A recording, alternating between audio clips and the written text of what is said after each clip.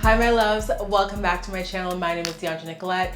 Today we're doing a chit chat, get ready with me. We're chatting all things dating, disorganized attachment, balancing a 9 to 5 and content creation, how to prioritize self-care, and so much more. So I'm also gonna be trying out a couple different new makeup products in today's video. It's a little bit messy, a little bit all over the place, but also very fun as well. So if you want to chat with me, if you want to maybe do your makeup with me, maybe you're doing some laundry, maybe you're cooking a meal, I don't really know, but if you just want to hang out with me, spend some time, go ahead, strap in, grab a bevy of choice, okay? And let's go ahead and dive into today's video. Okay, my love, so we're gonna go ahead and dive into this makeup look. I have the topics for today's video on my phone, and then I have a couple different products that I wanna try today, so we're gonna walk through that. First, I'm starting off with my Milk Hydro Grip Primer. This is my favorite primer these days. I feel like it just helps with the longevity of my makeup. I'm gonna start off with that. Also, if my lace is looking crazy on this wig, y'all, I went through so much this morning with this whole lace situation. Like, I laid my wig down last night, and if you know me, I'm not a girly that wears her wigs like multiple days in a row. Like, usually I just like lay it down every single time I'm gonna wear it. But I was like, oh, let me try out using like the lace glue again, because I've tried it before and you know, it's worked out in the past, but it's also not worked out. I laid my wig down, took off my bonnet this morning to come and sit down and film. I wanted to start at 8. It's currently 8:39 for reference. Girl, it looked so crusty and musty and nasty. I was like, so I had to take the whole thing off, reapply with just my Eben lace spray and do it again. So it might look a little crusty because honestly, my forehead and my entire wig has been through it this morning. So anyways, first topic we're gonna dive into is disorganized attachment and dating, which I feel like is a fun one. For my like face, I'm using this e.l.f. Halo Glow liquid filter. This is supposed to be not just a dupe of the Charlotte Tilbury one, but this is apparently supposed to be better than the Charlotte Tilbury one. I've watched a bunch of videos on YouTube. I've talked to a bunch of different people like who are familiar with like beauty things and things in the beauty community.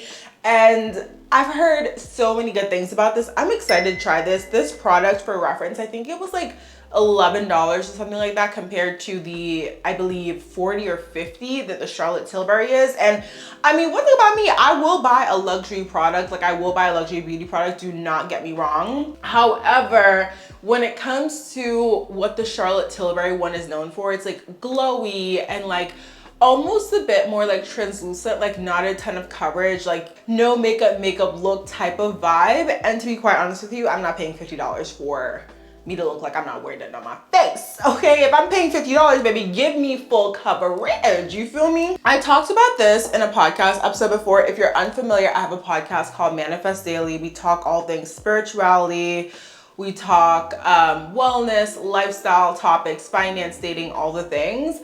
And I've talked about before on my podcast that I feel like my attachment style has gone from anxious to what is disorganized? Disorganized is technically fearful, avoidant. You want the connection, you want the closeness with a partner, you want that relationship, but at the same time, you are so afraid of someone coming in and like hurting you that you essentially push them away. And I think that's kind of developed over time with me dating because of the fact that like I've been in, you know, not countless, but I've been in a lot of different situations where people have ghosted me, and it's been a situation where I've started to like someone or someone's communicated that they like me, and then all of a sudden they switch up, and so it doesn't feel safe for me to get close to someone. As soon as I start to get close to someone, I start to feel kind of like, oh my gosh, are they going to ghost me? Are they going to disappear? Are they going to abandon me? Okay, in order for me to protect myself from that, you know, possible future abandonment, I'm just gonna pull away. I'm just gonna keep a safe distance. Like, I'll be close, but I won't be too close. And I didn't realize the extent to which that was truly affecting me in dating. I'm putting on like a good bit of this. I don't know how much I need to put on. Also, I hope this color is like a good match. And if you see me looking over here, I'm looking in my mirror because girl, I can't see not a damn thing in that viewfinder. So yeah, So I didn't realize the extent to which it was affecting me in dating until I started seeing someone a bit more consistently. And I realized how much I was wanting to get close to this individual, but at the same time feeling that fear of like, okay, if I get close and I get attached, then something happens and this ends, I will be really hurt. And it's kind of made me feel like I'm doing this thing where I'm keeping the person at what feels like a safe distance. But the thing about that is that you can't really open up fully. You can't really be vulnerable. You can't really get to know someone and build a connection on that deeper level if you're consistently holding them at what feels like a safe distance. Because at that point, you're not really allowing yourself to open up. You know, it is, you know, starting to be something that I am noticing even more and more. And I'm noticing the way that that plays out. I'm noticing the way that it shows up in like my internal and mental conversations with myself or my conversations with that person. And it is something that I'm like, I need to work through this, because if I don't, it is going to affect my ability to hold on to and build strong connections with people that I want to build strong connections with. You feel me? Okay, I feel like first of all, me doing my makeup right now, I am struggling because I have the light coming in, and so I can't really see what's going on with this side of my face, to be quite honest with you. So if I look crazy on the camera, I'm gonna need y'all to give your girl some grace, okay? Give your girl a little bit of grace and excuse me. But I want to just say it is super glowy. Now, I was definitely wearing a glowing product before this. I was wearing my Glow Screen sunscreen. So I had a bit of glow to my face before I applied this product anyways. But I feel like it definitely is giving my skin this like beautiful, supple glow. I am definitely someone that likes a bit of coverage, so this isn't giving like a ton of coverage. I don't know if it's buildable. Let's try to see if it is buildable. Yeah, I also don't know if this color is like the exact match. There was one shade that was a little bit more yellow toned than this, and I feel like maybe that would have been a better shade for me. Maybe I should have picked up both of them. I probably should have. I need to go to Sephora today and return a concealer because I got matched to a concealer in the Born This Way line, and I don't think it's a good match to my skin. I wanted a concealer that was like the same color as my skin, because what I wanted to do today was like put that concealer down and then put the halo over it. That one is a bit too light for me. I'm gonna bring this down to my neck. It is a little bit red, but let's see if we can kind of fix things up with the concealer. So yeah, if you're wearing this, you're not gonna get a ton of coverage. Like I have certain acne spots in this area. I don't actively try to cover up my birthmark, but I can definitely still see my birthmark in this area. So it's giving like a little bit of something, like you have something on your face, but this is not gonna give you like full coverage. Again, that's not what I was expecting, and I'm glad I was able to find a dupe for the Charlotte Tilbury, because like I said, girl, I was not gonna pay no $50 for me to look at my face and be like, well, I have product on, but it's not covering anything. You feel me? Okay, so now we're gonna go in with some concealer. I hope this is a good match, because if not, it will also be going back to Sephora today with me. This is in the shade Cookie. This is the Born This Way multi-use sculpting concealer in the shade Cookie. I have never tried this concealer before. I tried the foundation a while back and I remember returning it, and I can't remember why, but let's see how the concealer does. Also, when I do my makeup, I'm usually like super close to the mirror, because I really like to make sure that I'm getting everything to look the way I want it to look. So being this far from my mirror is giving me a little bit of a panic vibe, okay? Because I'm like, is my makeup looking crazy? Is it looking good? Is it like, what is it giving? You know? Ooh, okay. So yeah, so that is how I feel about my current disorganized attachment. I feel like it is affecting my ability to really build connections in the way that I want to build connections. And, you know, that is something that I think I mentioned in a recent podcast episode. I did start therapy, so I am hoping to work through that in therapy. It's also something that you kind of have to work through over time. And one thing that is important, I think, when you recognize that maybe your attachment style isn't secure and you are in a relationship, or you're you know, trying to get into a relationship. Oh, this concealer is thick, baby. Okay. All this concealer on my chin, girl. Oh no. Yeah, oh yeah, we're gonna, okay. It's giving full coverage. It's giving full coverage. So you don't need that much. You don't need as much as I put on my face, but we gonna have to figure it out because I gotta go outside today. So yeah, I think what has been like really important is one, the self-awareness piece, right? And being able to be like, okay, is this person doing X, Y, and Z, or is this that disorganized attachment showing up? And then two, if I do recognize that the disorganized attachment is showing up in some way or like playing out in some way, what's been really important is communication, right? It's like communicating that to, you know, either your partner or your potential partner. So for me, it's like if there's a time where I'm feeling anxious about something, or I'm feeling like running, or I recognize that I'm enacting some sort of behavior that's in line with disorganized attachment, I will communicate that and be like, you know, I am feeling a little bit anxious right now because of this, or I'm feeling a little bit like this because of this. I don't know, like it's just really like communicating that to the person. And I feel like the right person, or like the right people, because like I don't just think there's like one person for everyone, but I do think the right people will not only hear you and be able to like hold that space for you, but they will also appreciate the communication and they'll be patient with you. It's not something, unfortunately, that gets fixed over time. If it took me several dates, I've been dating for over 2 years, or almost 2 years.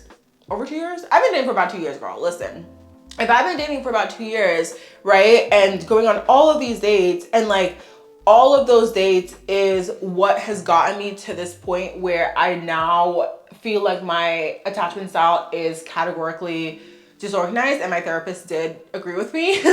I would say that it's not going to happen overnight to fix it. It's not going to be like, okay, you find someone who's really amazing and they're great and they're showing up as secure and they're showing up to provide a healthy connection, so all of a sudden you're going to flip over to secure attachment. Like that's not how it works. Unfortunately, it's learned behavior, right? And a lot of times, like, we attribute attachment styles to how our parents responded to us in childhood, which obviously is the OG way that you know, learn a particular attachment style. But outside of that, it's also the things that happen in your relationships as an adult. And like I said, for me, I recognize that for me was dating. It was like literally incurring a bunch of trauma in dating. Y'all, I cannot see this side of my face and it's going to drive me insane because I feel like I'm about to look so crazy. Okay, I'm sorry, but like this is gonna have to be it for a second because I literally have to go outside.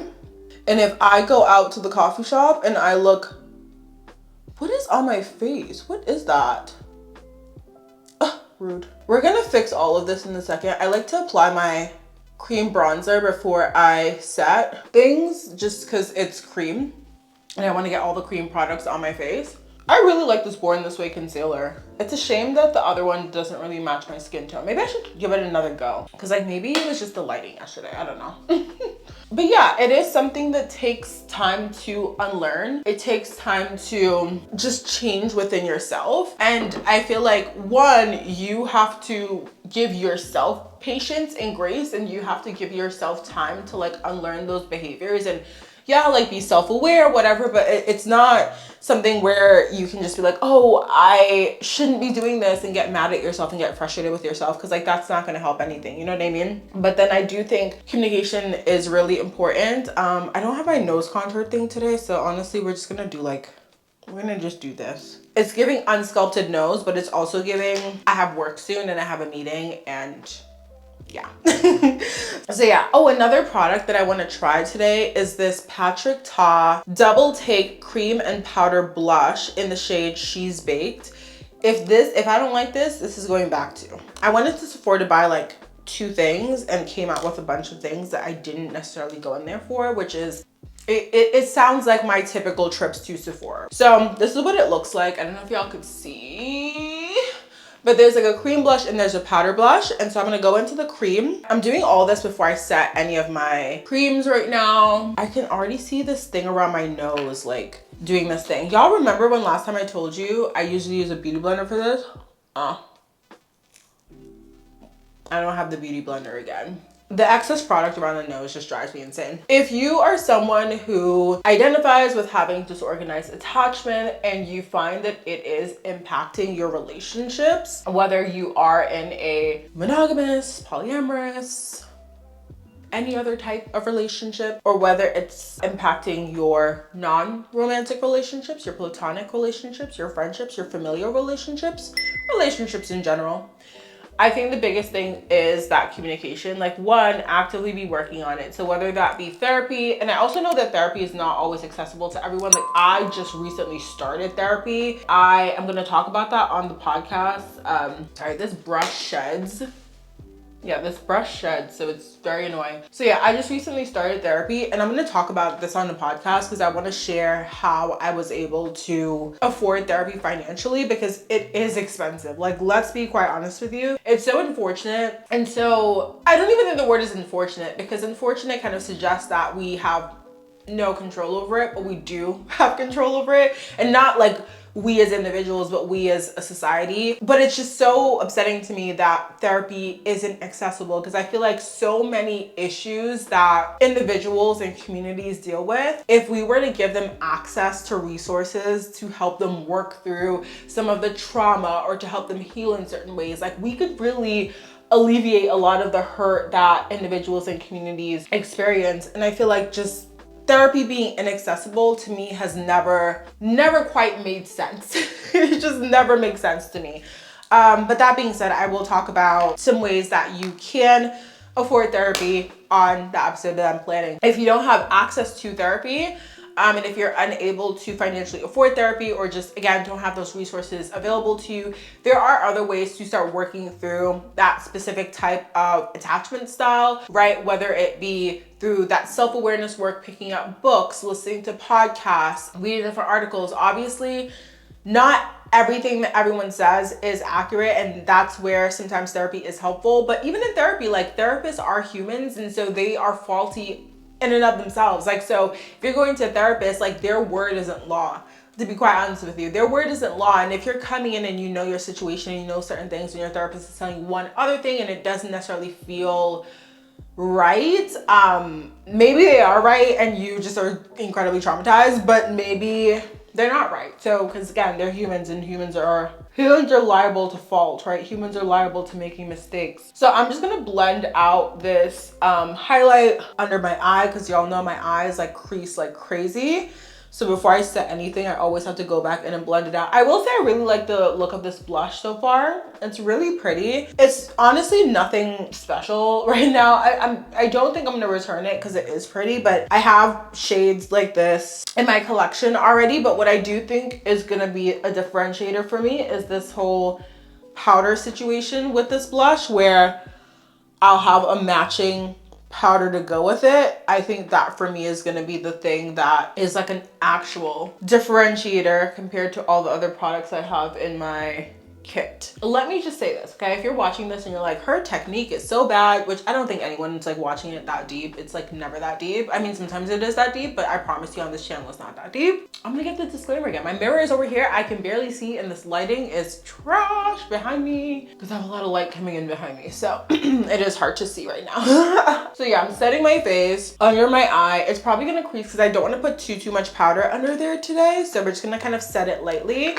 And then what I'm gonna go in and do is grab my Laura Mercier. This is the translucent loose setting powder light catcher. I feel like I barely use this stuff. Like, I was going through my collection yesterday and I found this and I was like, when did I get this product? Like, who put this here? Okay, let's move on to the next topic. We're gonna definitely dive into this more on the podcast. So Manifest Daily, wherever you listen to and stream podcasts, you can find it there. Let's talk about, someone asked about like self-care and like, why is this brush not picking up any of this powder? I just washed my brushes, but this brush is like, baby, I'm not gonna pick up nothing. Oh, see, this is why I don't use this, because I just put it on my forehead and I look like the Tin Man. It's like supposed to be this like all over face powder, but I find that this one has a lot of light reflection. And so you end up low-key looking a bit metallic and a bit like a Tin Man. Oh, my nose is so uncontoured. It's just truly. Can I like do it with any other products? Maybe I can use this eyeshadow brush. Honestly, this is probably not a good idea, but we're gonna try it anyways. I'm going into my bronzer with the brush I'm gonna do my eyeshadow with in a second, just to kind of lightly yeah, probably not the best idea. Okay. I'm like trying to lightly contour my nose, but I feel like it's not doing what I thought it would. So again, planning a whole episode of this for Manifest Daily. When we dive into the 9 to 5, we dive into balancing a 9 to 5 and content creation. I don't have a bronzer brush with me, so we're gonna use the same contour brush, but I'm gonna apply this Essence Kiss by the Light Illuminating Powder. I need to swatch this because this looks like it should be a bronzer. Oh, see, I'm glad I swatched it because it's giving very much highlight. And see, I would have played myself. I would have definitely played myself. But before we go ahead and apply that, let's go back to the Patrick Ta. I forgot this has the freaking powder blush in it, and I actually want to try this. This is pretty. It has like light reflection things in it. Ooh, I feel like this is going to be pigmented. Let me dust this off a bit. This is giving pigmented. Oh, yeah. Yeah. Girl. Ma'am, oh no, yeah. I look crazy. This is so pigmented. I love that for us. Like, I love that for the community, the beauty community, but like, oh my God. Like, hello? Do y'all see this? I feel bad that I keep looking over here. Let me move the mirror so I could like look more this way. Oh no, it's gonna be in the clip. It's okay. Pigmented. I love blush, okay? If you think I look like a little cherry limeade, it's because I do. It's because I love blush. And I don't care if I look flushed. I want to look flushed. All right, I'm gonna try this like highlight. It's giving wants to be a bronzer, but like isn't. Like, I'm really not sure. It is showing up as a highlight, but it's very, very subtle. Like, I don't know if y'all could see this on the camera. It is very, very subtle. Like, but I also feel like it has the potential to be muddy, so I'm not even gonna continue to build that up. It was from Ulta, it was Essence. It was like not that much, so I'm probably not gonna return it, but I don't know how much I'm gonna use it. I'm gonna go in with my powder bronzer just to kind of set that area a bit. Okay. All right, now we're gonna do our brows, which I'll probably just do this as sped up with music because me and doing brows and talking never really go together. You feel me? Oh, I brought a highlight. Oh my gosh, I have my Marc Jacobs one. I'll put this on after because yeah, that Essence one is just not the vibe. Now that my brows are done, I'm grabbing my Bad Habit Inferno palette. I cannot remember where I got this, but I do remember that back in the day, this was a dupe for the Naked Heat palette. Y'all remember the Naked Heat palette? Girl, yes. Yes, ma'am. I'm just doing like a little quick eyeshadow look. Honestly, nothing crazy. I won't even lie to y'all. One of my toilets is like clogged or broken or something. And I have maintenance coming today and I don't know what time they're coming. So I'm like trying to finish this up before they come. So we're gonna do a simple look today, okay? Sometimes I'm like, oh my God, I want to buy a house, but like home ownership sounds a lot like when the toilet is clogged. I have to figure that out. And really and truly, how dedicated am I to that? That is the continuous question. Like, that is always the question I'm asking myself, and really we don't know the answer just yet, okay? So yeah, so going back to like balancing a 9 to 5 and like working and doing content and stuff like that, and also fitting in self-care. I feel like I'm in a good place with that this year, and I think the biggest thing for me has been organization, but also like getting ahead with content. Like, when I'm ahead with my podcast episodes, I think sometimes it affects the listeners because like I could be talking about something on an episode that was weeks ago. So it kind of affects the quality in that way because it's not as up to date. But I know that personally it helps me so much because then it's like when I want to do something or be away for like a week or go and like enjoy my weekend or have like a chill weekend, I don't feel pressure to be creating content because I know that I'm ahead with content. So like organization, batching, getting ahead with things as much as possible really, really helps. I feel like the organization piece helps me a lot because if I have a plan, like if I know, you know, I'm gonna be filming this thing on this day and I'm gonna edit this thing on this day, and I have like some sort of plan in motion or in place, even if, you know, things happen and I don't always like follow through with the plan in the way that it was set up, having that plan in the first place alleviates a lot of my stress and alleviates a lot of my my panic and worry about whether or not I'm gonna get things done, because I know that there's like a set date and time for certain things, you feel me? So I think that has been like a really big thing for myself, is just having a plan in place. I'm gonna go and spray my face. This is the iconic London Prep Set Glow in the shade Original. I don't know if they have other shades, but I'm gonna just spray with this.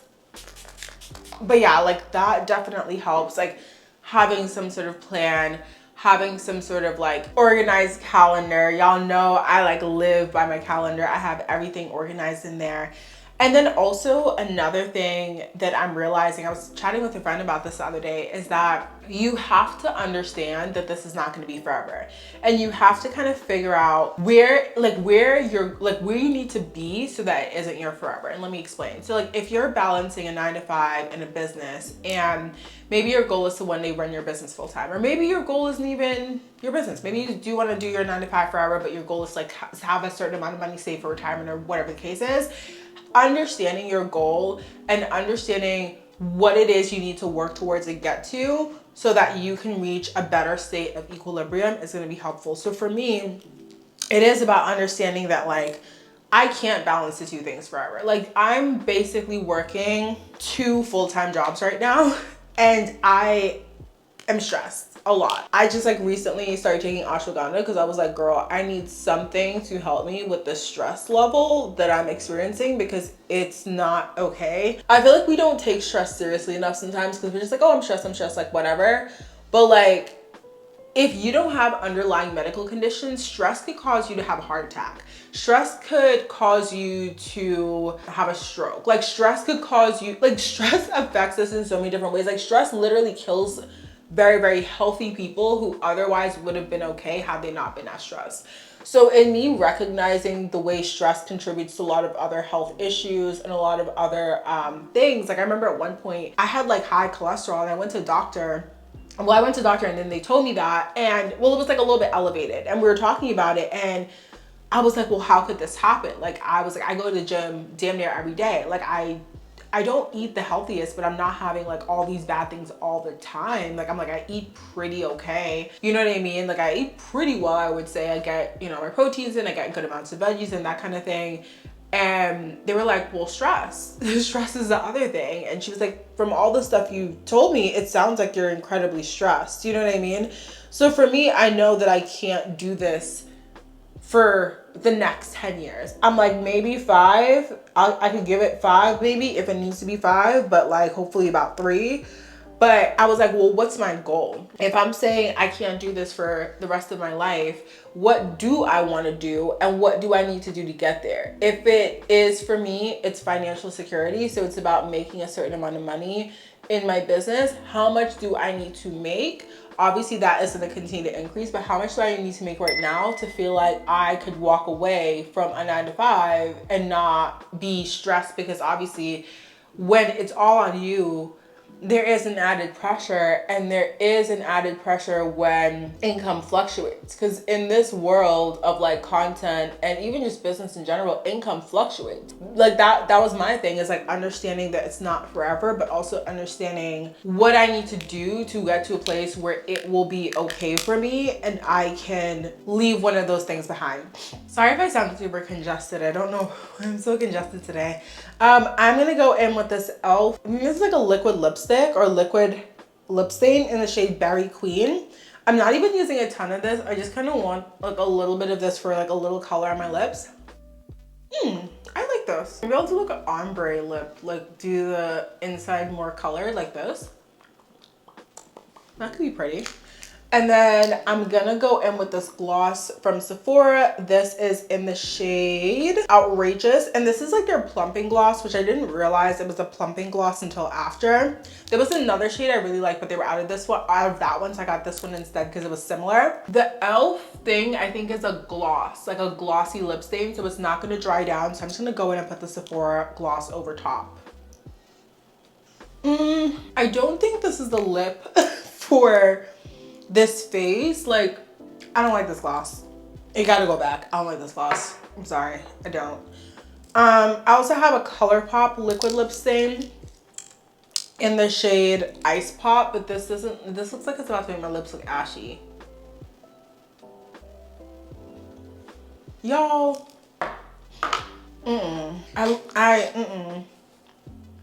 no, absolutely not. That Sephora lip gloss has like those things in it where it feels like little crushed diamonds or whatever. I don't like that. I'm gonna just do the e.l.f. one.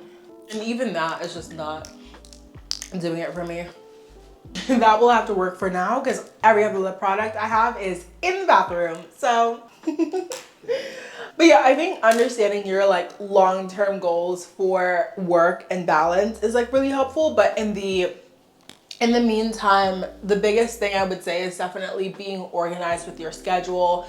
If self-care is important to you, if spending time with certain individuals is important to you, spending time with yourself is important to you, schedule it in. Like literally that's what it is. I schedule it in. Like you can look at my calendar, you can see, you know, every lunch I have with a friend, every massage that I have, even reading, I would like put into my calendar and have a set time for it, because I know that if I don't, there are times where like it feels, even when there's time where I have free time, I don't necessarily know what to do with it. And it can even feel overwhelming in those periods of free time to figure out what do I do with that time. So my biggest thing is organization, but also just like, if it's a priority for you, you will find a way to make time for that thing or that person. Thank you so much, my loves, for joining me for today's video. I had so much fun chatting with y'all and doing my makeup. Let me know if you enjoy this style of video. I definitely want to keep doing more. Obviously I gotta like, you know, work on some of the refinement a little bit. Make sure I come with the proper lip products, all that good stuff. But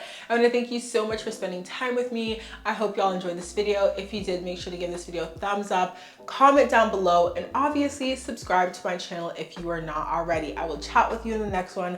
Bye, my loves.